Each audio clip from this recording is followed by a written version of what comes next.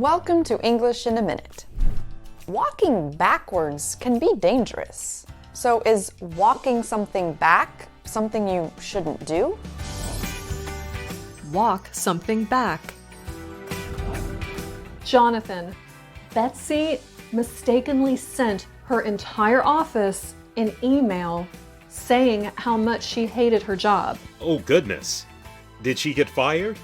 Yes, but not before trying to walk back her email. It's a lot harder to walk something back when it's in writing. When you walk something back, you try to put distance between yourself and something you did or said.